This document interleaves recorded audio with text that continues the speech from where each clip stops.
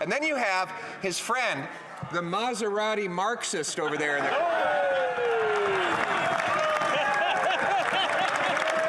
wants to tax your gas? You're both out of touch. Canadians are out of money. How about a carbon tax election? This guy's garage. Like and subscribe. Oral questions. Questions orales. The Honourable Leader of the Opposition. This week, Prime Minister has lost control of everything. He's lost control of the borders, lost control of immigration, lost control of spending, and now has lost control of his cabinet and party. In fact, his foreign minister is now announcing her leadership campaign in the New York Times. The Liberal leader of the province of Ontario has announced she's against his quadrupling carbon tax. The Liberal Premier of Newfoundland is against his job-killing energy cap, and 20 of his MPs want to fire him. How is it that he clings to power when he's lost control? Yeah. The Right Honourable Prime Minister. We can all see that the Leader of the Opposition has trouble with the ideas that individuals might have different perspectives, and that might be a good thing for a robust political party like the Liberal Party of Canada and all its partners across the country. The Leader of the Opposition refuses to let his backbenchers or any of his team members have any opinions at all. Indeed, he sanctioned them and wrote a letter in their name decrying their advocacy for their own citizens in their communities when it came to delivering money for mayors for housing from coast to coast to coast. He stands for muzzling his MPs. We stand for diversity.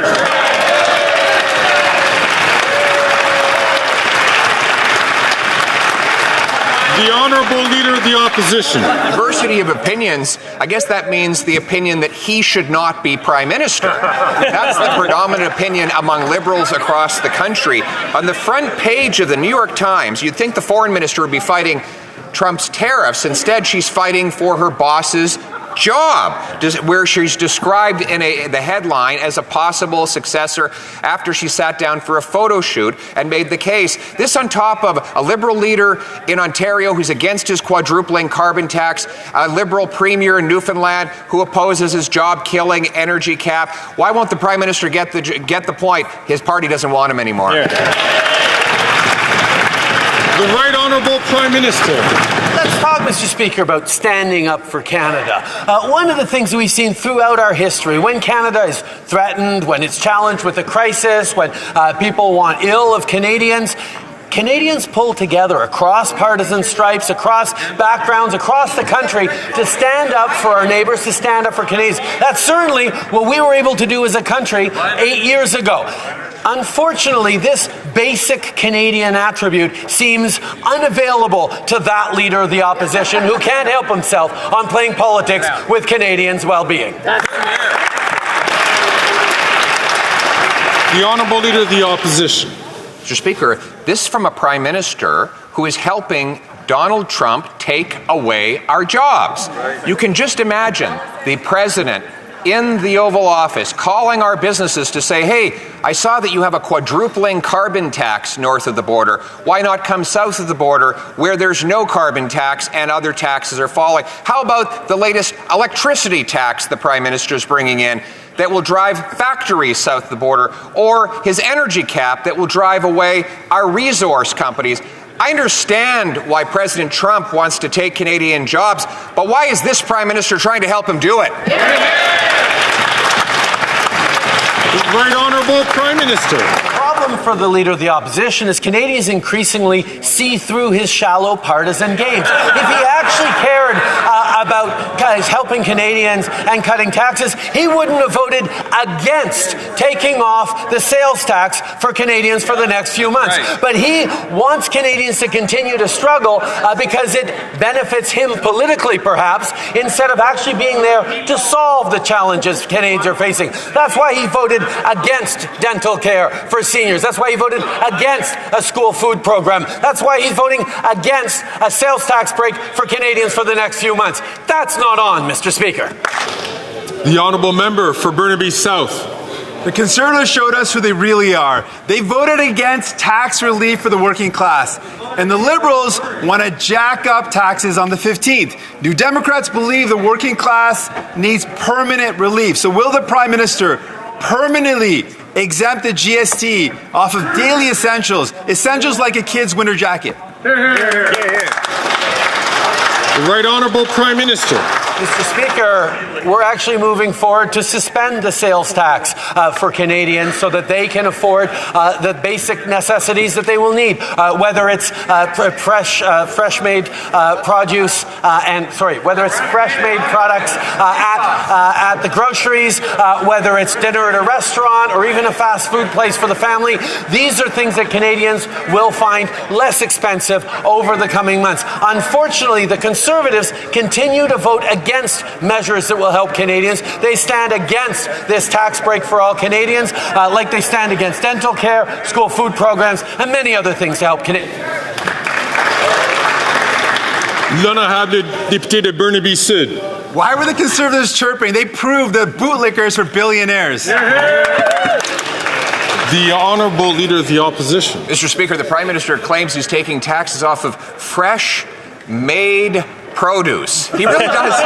He really does think that food comes from the grocery store, not from the farmers who actually grow the produce. That's why he, I guess, thinks he can carbon tax those farmers without taxing the food. And then you have his friend, the Maserati Marxist over there in the.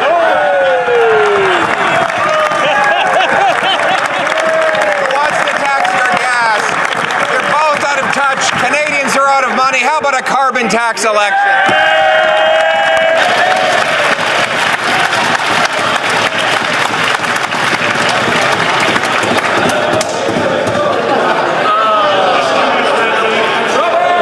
Colleagues, order.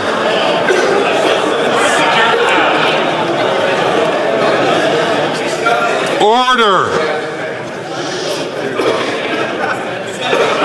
The Right Honourable Prime Minister. Mr. Speaker, the Leader of the Opposition had the opportunity to axe the sales tax for Canadians, and he voted against it and forced his MPs to do exactly the same.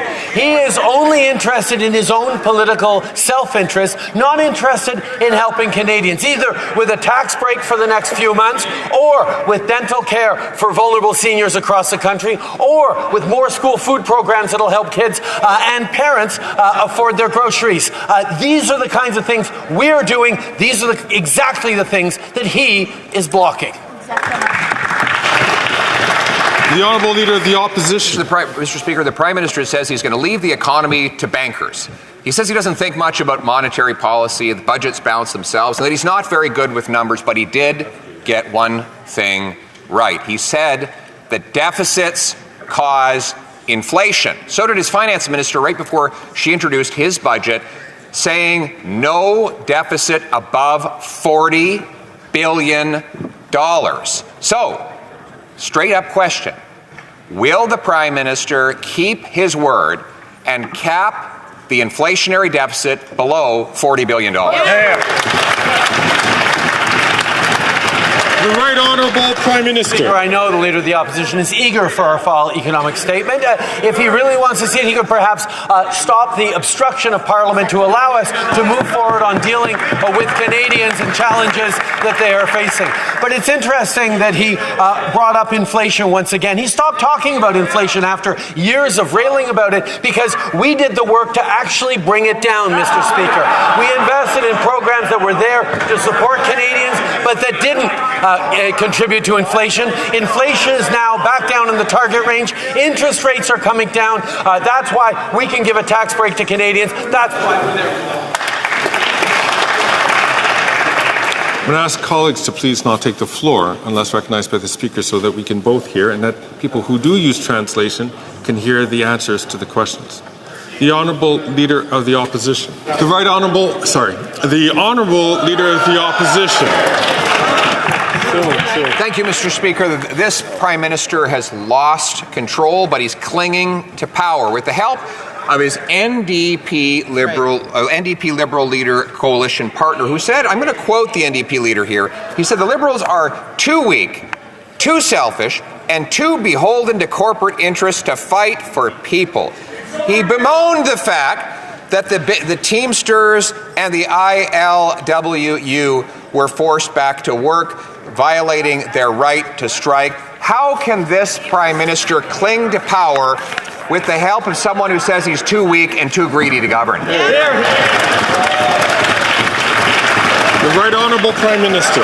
Mr. Speaker, the Conservative leader has spent the last few months in this House trying to demonstrate that Parliament can't work for Canadians. He's been obstructing debate. He's been obstructing our ability to move forward on delivering for Canadians. And indeed, every chance he gets, he votes against measures that would support Canadians, whether it's the tax break that we're giving over the next few months, whether it's moving forward on dental, on a school food program, on more spots in lower price childcare. These are things he's voting against because he just wants Canadians to believe that everything is broken. Well, it's not, Mr. Speaker. We're continuing to believe in Canadians and build a stronger future together.